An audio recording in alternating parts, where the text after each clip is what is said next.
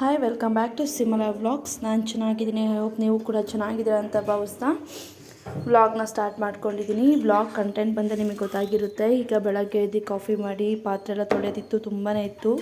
ಎಲ್ಲ night wash ಮಾಡೋದಕ್ಕಾಗಿಲ್ಲ. So ಹಾಗಾಗಿ wash ಮಾಡೋದಕ್ಕೆ ಹಾಕಿದ್ದೀನಿ. ಹಾಗೆ ಫ್ರಿಜ್ ಕೂಡ ಕ್ಲೀನ್ ಮಾಡೋಣ ಅಂದ್ಬಿಟ್ಟು ಇವತ್ತಿನೇ ಅದಕ್ಕೆ ಈಚೆ ಹಾಕ್ಕೊಂಡಿದ್ದೀನಿ. ಇನ್ನು ಫುಲ್ ಬಿಸಿಲು ಬರೋ ಥರ ಆಗಿತ್ತು. ಇನ್ನು ಟಿಫನ್ನಿಗೆ ಬಂದು ನಾನು ಇಲ್ಲಿ ಮೆಂತ್ಯ ಬಾತನ್ನ ಮಾಡ್ಕೊಂಡಿದ್ದೀನಿ. ಮೆಂತ್ಯ ಬಾತ್ ರೆಸಿಪಿನೂ ಕೂಡ ಆಲ್ಮೋಸ್ಟ್ ಆಲ್ ಸ್ಟೋರೀಸಲ್ಲಿ ಆ್ಯಡ್ ಮಾಡಿದ್ದೀನಿ. ಇನ್ನು ಫೈನಲ್ ಅದೆಲ್ಲ ಮುಗಿಸ್ಕೊಂಡು ಟಿಫನ್ ಮುಗಿಸ್ಕೊಂಡು ಫ್ರಿಜ್ನ ಆರ್ಗನೈಸ್ ಮಾಡ್ಕೊಂಡಿದ್ದೀನಿ. ಯಾವ ಥರ ಮಾಡ್ಕೊಂಡಿದ್ದೀನಿ ಅಂತ ತೋರಿಸ್ತೀನಿ. ನಮ್ಮ ಮನೇಲಿ ಅದು ಇದು ಸ್ವೀಟ್ಸು, ಜ್ಯೂಸು, ಆಮೇಲೆ ತರಕಾರೀಸು, ಆಮೇಲೆ ಇನ್ನು ಸ್ವಲ್ಪ ಹೂವು ಅದು ಇದನ್ನೇ ಸ್ಟೋರ್ ಮಾಡ್ಕೊಂಡು ಬಿಟ್ಟಿದ್ವಿ. ತುಂಬಾ ಮೆಸ್ಸಿ ಆಗಿತ್ತು. ಇನ್ನು ಮೇಲ್ಗಡೆ ಬಂದು ಡ್ರೈ ಫ್ರೂಟ್ಸು, ಆಮೇಲೆ ಒಣಕಾಳು ಅದನ್ನು ಸ್ಟೋರ್ ಮಾಡ್ಕೊಂಡು ಇಟ್ಕೊಂಡಿದ್ದೀನಿ. ಇನ್ನು ಡೋರಲ್ಲಿ ಬಂದು ಸ್ಪೈಸಸ್ನ ಅದನ್ನು ಇಟ್ಕೊಂಡಿದ್ದೀನಿ. ಇವಾಗ ನಾವು ಬೇಕು ಅಂದಾಗ ಅರ್ಜೆಂಟಾಗಿ ಸಿಗುತ್ತೆ ಅಂತ ಇನ್ನು ಅದೆಲ್ಲ ಮಾಡ್ಕೊಂಡು ಮನೆ ಕ್ಲೀನ್ ಮಾಡಿದ್ಮೇಲೆ ನಮ್ಮ ಮನೆ ಹತ್ರನೇ ಫಿಶ್ ತೊಗೊಂಬಂದಿದ್ರು. ಸೊ ಹಾಗಾಗಿ ತೊಗೊಳ್ಳೋಣ, ತಿನ್ನೋಣ. ಹೀಗೆಲ್ಲ ಸ್ವಲ್ಪ ಕೋಲ್ಡು ವೆದರ್ ತುಂಬ ಚೇಂಜ್ ಆಗಿದೆಯಲ್ವಾ. ಸೊ ಹಾಗಾಗಿ ತುಂಬ ಕೋಲ್ಡ್ ಆಗುತ್ತೆ, ಎಲ್ಲರಿಗೂ ಹುಷಾರಿಲ್ದಂಗೆ ಆಗುತ್ತೆ ಅಂದ್ಬಿಟ್ಟು ಈಗ ಫಿಶ್ ತೊಗೊಂಡಿದ್ವಿ. ಅದನ್ನು ನಮ್ಮ ಹಸ್ಬೆಂಡೇ ಕ್ಲೀನ್ ಮಾಡಿಕೊಡ್ತಾಯಿದ್ದಾರೆ. ಒಂದು 2 kg ಏನೋ ತೊಗೊಂಡಿದ್ವಿ. ಅದು ಒಂದು 5 ಏನೋ ಬಂದಿತ್ತು. ಒಂದು ಮಾತ್ರ ಪುಟಾಣಿ ಮೀನು ಕೊಟ್ಟಿದ್ರು. ಅದನ್ನು ತೊಗೊಳಮ್ಮ ನಿನ್ನ ಮಗುಂಗೆ ಅಂದ್ಬಿಟ್ಟು ಕೊಟ್ಟವ್ರೆ. ಇಲ್ಲಿ 2 ಥರದ ಮೀನನ್ನ ತೊಗೊಂಡಿದ್ವಿ. ಅಂದರೆ ಇದು ಒಂದು ಈ ಕಡೆ ಇದೆಯಲ್ಲ, ಅದು ಬಂದು ಎಕ್ಸ್ಟ್ರಾ ಅಂದರೆ ಆ ವೆಯ್ಟಿಗೆ ತೂಗಲಿಲ್ಲ ಅಂತ ಹೇಳ್ಬಿಟ್ಟು ಅದನ್ನು ಹಾಕಿದ್ರು. ಅದಕ್ಕೆ ಎಕ್ಸ್ಟ್ರಾ ಬೇಕು ಅಂದ್ಬಿಟ್ಟು ಇನ್ನೊಂದು ಚಿಕ್ಕ ಮೀನನ್ನ ಹಾಕ್ಕೊಟ್ಟಿದ್ದಾರೆ. ಇಲ್ಲಿ ನನ್ನ ಮಗ ಹಾಯ್ ಮಾಡ್ತಿದ್ದಾನೆ ನೋಡಿ ಎಲ್ಲರಿಗೂ. ಹಾಯ್ ಮಾಡು.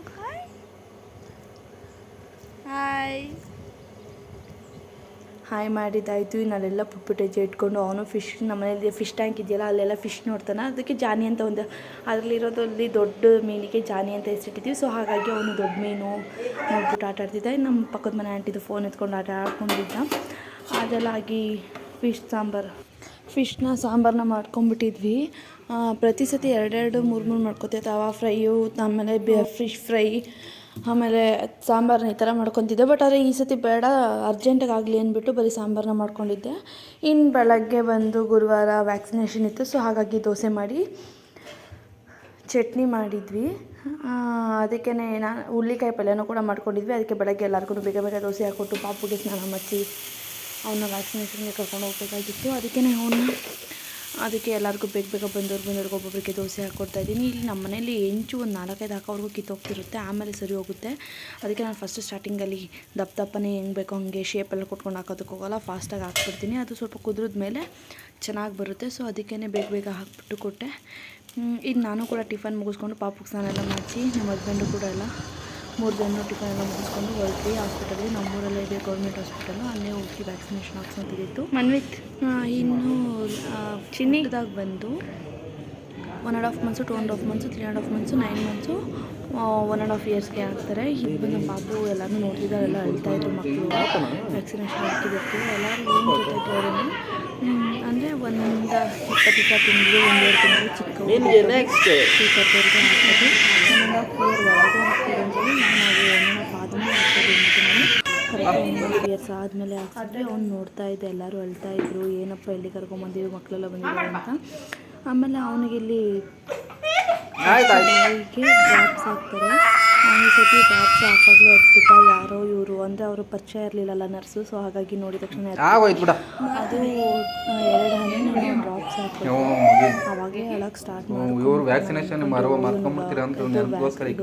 ವ್ಯಾಕ್ಸಿನೇಷನ್ ಹಾಕೋದು ತುಂಬ ಹೇಳ್ತಾನೆ. ಬ್ಲಾಗ್ ಮಾಡೋದನ್ನು ಬೇಡ, ವೀಡಿಯೋ ಮಾಡ್ಕೊಳ್ಳೋದು ಮನೆಯಲ್ಲ ಇಟ್ಕೊಂಡು ಮಾಡ್ಕೊಂಡು ಅಂದ್ಬಿಟ್ಟು ಅವರು ವೀಡಿಯೋ ಮಾಡ್ಕೊತಾ ಇದ್ರು.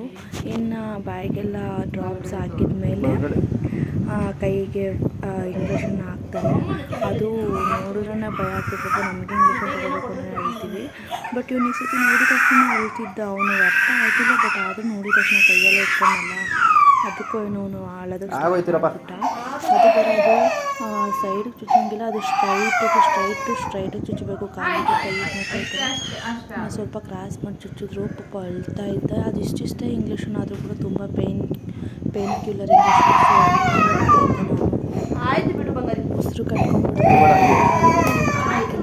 ಜಸ್ಟ್ ಕಾಟನ್ ಕೊಡ್ತಾರೆ. ಕಾಟನ್ ಹಿಡ್ಕೋಬೇಕು ಅಷ್ಟೇ. ಅದ್ಬಿಟ್ಟು ಜಾಸ್ತಿ ಅದೆಲ್ಲ ಆದಮೇಲೆ ಕಾಲಿಗೆ ಕೂಡ ವ್ಯಾಕ್ಸಿನೇಷನ್ ಹಾಕಿಸ್ಬೇಕು. ಎಷ್ಟು ಸಮಾಧಾನ ಮಾಡಿದ್ರು ಮಾಡ್ತಿಲ್ಲ. ಅವನಿಗೆ ಲಾಸ್ಟ್ 3 ಮಂತ್ಸ್ ಆದಾಗಲೂ ಕೂಡ 6 ಅವರ್ಸ್ವರೆಗೂ ಅಷ್ಟೇ ಅವನು ಆಮೇಲೆ ನಾರ್ಮಲಾಗಿ ಈ ಸತಿ ತುಂಬಾ ಅವನಿಗೆ ಕಾಲು ಸಿಕ್ಕಾಪಟ್ಟೆ ಪೇಯ್ನ್ ಆಗೋಗ್ಬಿಟ್ಟಿತ್ತು. ಅದು ಕೈ ಪ್ರತಿ ಸತಿ 3 ಹಾಕ್ತಿದ್ರು ಇಂಗ್ಲೀಷನ್ನು, 3 ಸೇರಿ ಒಂದಕ್ಕೆ ಅಂದರೆ ಕಾಲಿಗೆ ಹಾಕ್ತಾಯಿದ್ದಾರೆ. ಇದು ಮಾತ್ರ ಕ್ರಾಸ್ ಮಾಡಲ್ಲ, ಅದು ಸ್ಟ್ರೈಟು ಚುಚ್ಚಿದ್ದಾರೆ ನೋಡಿ,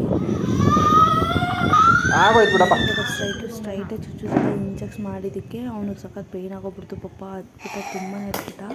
ನಾನು ಬಂದಿದ ತಕ್ಷಣ ಅವನಿಗೆ ತಣ್ಣೀರು ಬಟ್ಟೆ ಮಾಡಿಬಿಟ್ಟು ಹಾಕ್ಬಿಟ್ಟಿದ್ರೆ ಅದು ಅಷ್ಟು ನೋವು ಆಗ್ತಿರಲ್ಲ ಅನಿಸುತ್ತೆ. ಬಂದಮೇಲೆ ಆಟ ಆಡ್ಕೊಂಡಿದ್ದ ಅದು ಸಾಯಂಕಾಲ ಆಗ್ತಾ ಅವನಿಗೆ ಪೇಯ್ನ್ ಸ್ಟಾರ್ಟ್ ಆಗೋಗ್ಬಿಟ್ಟು ಅನಿಸುತ್ತೆ ಪಾಪ. ಕಾಲೆಲ್ಲ ಊದ್ಕೊಂಡ್ಬಿಡ್ತು, ಫುಲ್ ಡಲ್ ಆಗೋದು ನೋಡಿ. ಎಲ್ಲ ನೋಡ್ತಿದ್ದಿ ಬಂಗಾರಿ ನೀನು?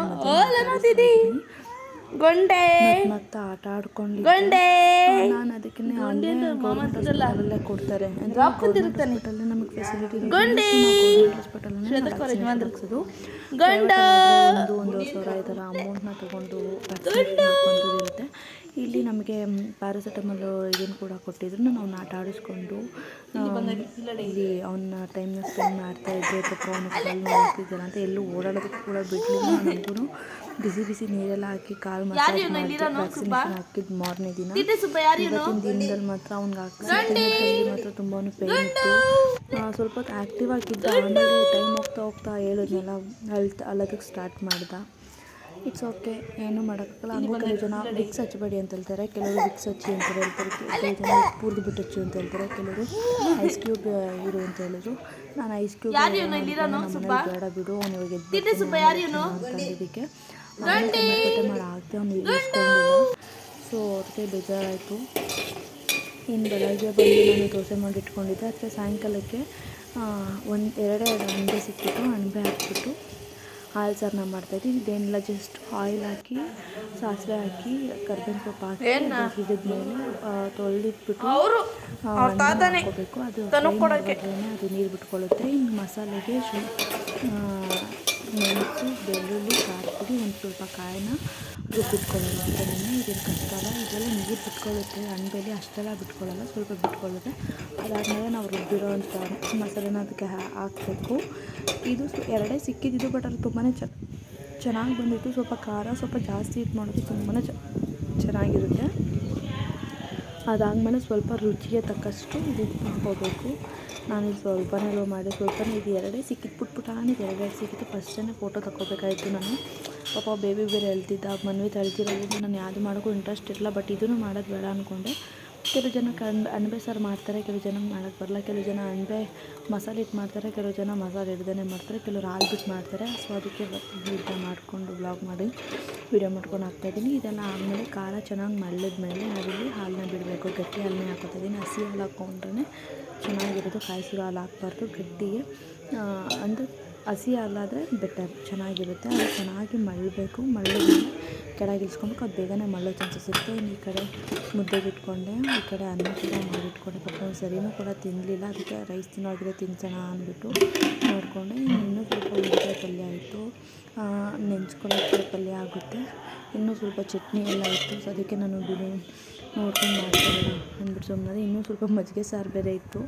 ನಮ್ಮ ಮಾವಂಗೆ ಹಾಲು ಸಾರು ಆಗೋಲ್ಲ. ಇನ್ನೆಲ್ಲ ಊಟ ಮಾಡಿ ಮಲ್ಕೊಳ್ಳೋಕ್ಕೆ ಅಂತ ಬಂದ್ವಿ. ಪಾಪ ನಮ್ಮ ಪಾಪು ಅವ್ನು ಕಾಲು ಆಡ್ಸೋಕ್ಕೆ ಆಗ್ತಿರಲಿಲ್ಲ, ಹತ್ಕೊಂಡು ಕುತ್ಕೊಂಡ್ಬಿಟ್ಟ. ತುಂಬಾ ಜ್ವರ ಬಂತು. ಕಾಲು ಅಳ್ಳಾಡಿಸ್ತಾನೆ ಇರಲಿಲ್ಲ, ಯಾರ ಹತ್ರನೂ ಹೋಗ್ತಾನೆ ಇರಲಿಲ್ಲ. ನಂಗೆ ಅಡುಗೆ ಮಾಡೋದಕ್ಕೆ ಬಿಡಲಿಲ್ಲ. ಆಮೇಲೆ ಅವನಿಗೆ ತಣ್ಣೀರು ಬಟ್ಟೆ ಮಾಡಿ ಕಟ್ಬಿಟ್ಟು ಮಲಗಿಸ್ದೆ. ಇದು ನನ್ನ ಮಗನ ವ್ಯಾಕ್ಸಿನೇಷನ್ ವ್ಲಾಗ್ ಆಗಿತ್ತು. ಇದೇ ಥರ ನಾನು ಹೊಸ ವೀಡಿಯೋಸ್ನ ನೋಡೋದಕ್ಕೆ ನನ್ನ ಚಾನಲ್ ಇನ್ನೂ ನೀವು ಸಬ್ಸ್ಕ್ರೈಬ್ ಆಗಿ ಹಾಗೆ ಲೈಕ್ ಮಾಡಿ, ಕಮೆಂಟ್ ಮಾಡಿ, ಶೇರ್ ಮಾಡ್ತಾ ಇದೇ ಥರ ಸಪೋರ್ಟ್ ಮಾಡಿ. Thank you.